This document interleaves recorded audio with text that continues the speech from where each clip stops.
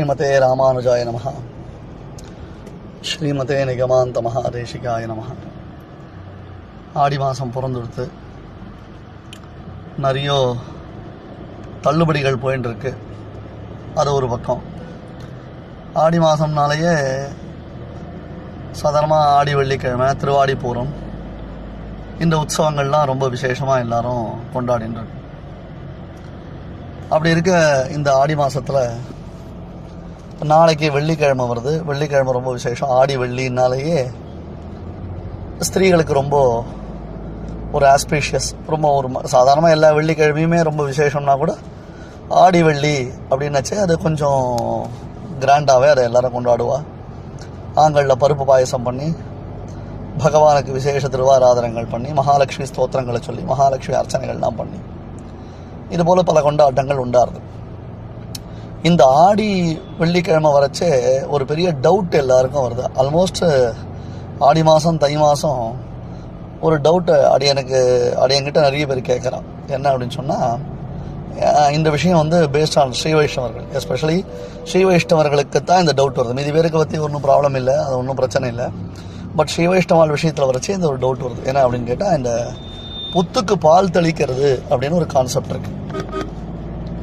புத்துக்கு பால் தெளிக்கிறது அப்படின்னு ஒரு கான்செப்ட் வரைச்சே ஸ்ரீ வைஷ்ணவர்கள் புத்துக்கு பால் தெளிக்கலாமா, பரண்யாசானவா புத்துக்கு பால் தெளிக்கலாமா? இது எக்ஸ்டெண்டட் கொஸ்டின். இது ஸ்ரீ வைஷ்ணவர்கள் புத்துக்கு பால் தெளிக்கலாமா ஒரு கொஸ்டின்.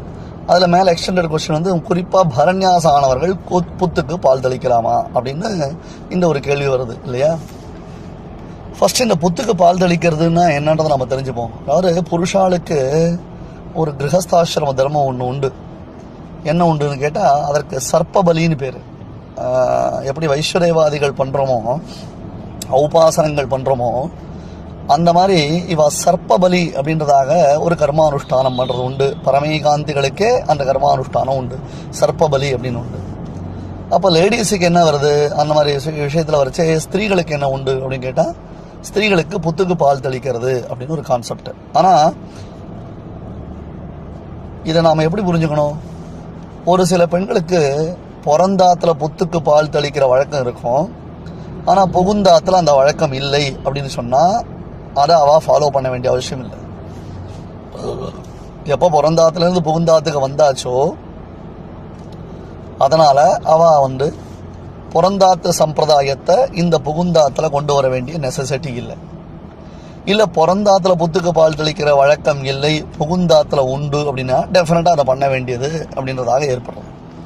ஸோ புருஷாளுக்கு சர்ப்பபலி அப்படின்ற மாதிரி ஸ்திரீகளுக்கு புத்துக்கு பால் தெளிக்கிறது அப்படின்னு ஒரு கர்மானுஷ்டானம் இருக்குது. சர்ப்பபலின்றது வைதிக தர்மானுஷ்டானம்.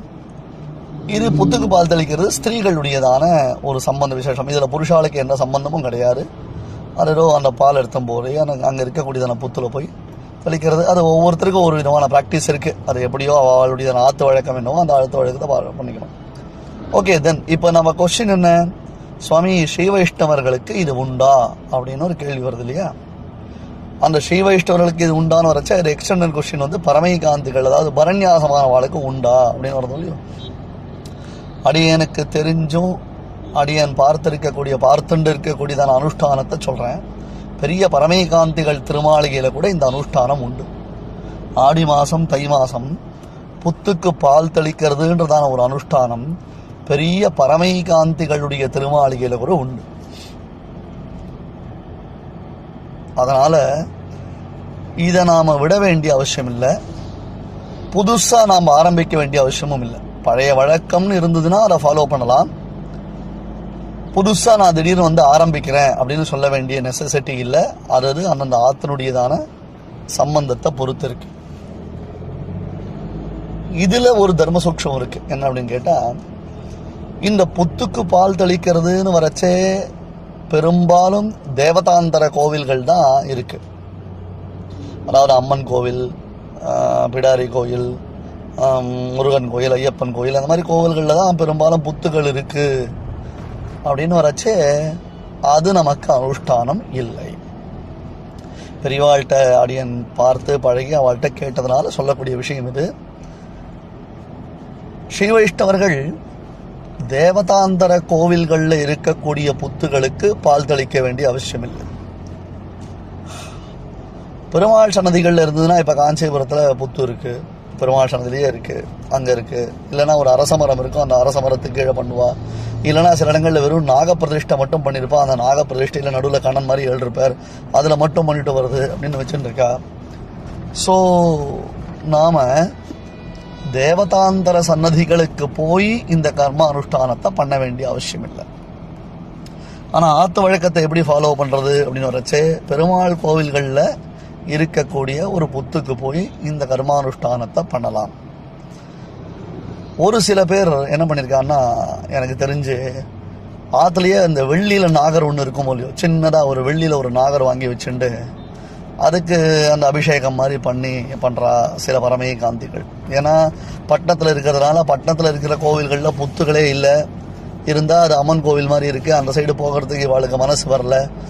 அதனால் அவள் என்ன பண்ணுறதுன்னா, ஆதிலேயே ஒரு நாகர் மாதிரி வச்சுட்டு அந்த நாகருக்கு ஒன்று பண்ணுறான். இதெல்லாம் அவளுடைய மனசை பொறுத்து இருக்கக்கூடியதான விஷயம். பட் இந்த அனுஷ்டானம்ன்றது அது காமியார்த்தம் இல்லை அப்படின்றதான விசாரத்தில் நான் இப்போ போகலை. பரமேகாந்திகளுடைய திருமாளிகையிலையும் இந்த வழக்கம்ன்றது உண்டு. ஆனால் இந்த வழக்கத்தை அடியொற்றி தேவதாந்திர சம்பந்தம் என்பதாக கிடையாது. அந்த ஒரு சூக்ஷ்மத்தை நாம் சரியாக புரிஞ்சுக்கணும். ஸோ இது ஒரு டவுட்டு ரொம்ப நாளாக இருந்துட்டுருக்கு, இப்பயும் டவுட்டு இருக்க போகிறது இல்லைன்னு சொல்லலை நான். ஆனால் ஸ்ரீ வைஷ்ணவர்கள் ஆத்து வழக்கத்தின்படி புத்துக்கு பால் தெளிக்கிறதுல தோஷம் இல்லை. அந்த புத்து தேவதாந்திர சந்நிதியாக இல்லாமல் இருக்கும் பட்சத்தில் அதை மட்டும் சரியாக பார்த்துக்கோங்க. அதுக்கு மேலே ஆற்றுல வச்சுக்கலாமா வேண்டாமா, அந்த மாதிரி ஒரு நாகரை வச்சு அட்ஜஸ்ட் பண்ணுறதுன்றது அவளுடைய மனோபாவத்தை பொறுத்து இருக்கக்கூடியதான விஷயம். ஏன்னா இந்த சமயத்தில் கொஞ்சம் இந்த மெசேஜ் எல்லாருக்கும் யூஸ்ஃபுல்லாக இருக்கும்னு தோணித்தாடி எனக்கு. நாளைக்கு வெள்ளிக்கிழமை என்ன பண்ணலாம்ன்றதான ஒரு டவுட் இருக்கும். அந்த ஒரு சந்தர்ப்பத்தில் இதை நீங்கள் கொஞ்சம் ஃபாலோ பண்ணிக்கோங்க. நம்முடையதான அந்த பாரமேகாந்தியம் என்று சொல்லப்படக்கூடியதான மற்ற தெய்வத்தினுடைய ஸ்பர்ஷம் இல்லாத ஒரு காரியமாக இது இருக்கட்டும். சில பேர் தங்களால் நேரம் போக முடியல, அந்த தெய்வத்தை உபாசிக்கிறவா, அந்த தெய்வத்தை வணங்கக்கூடியவா, அவாகிட்ட கொடுத்து அனுப்புறதுன்னு வச்சுட்டுருக்கா. இதுவும் அவரவர்களுடைய மனோபாவத்தை தான் பொறுத்து இருக்கு. ஏன்னா இதுக்கெல்லாம் நாம் பெரியவா ஏன் எழுதி வைக்கலைன்னா, அந்த காலத்தில் இவ்வளோ காம்ப்ளிகேஷன்ஸ் வரல.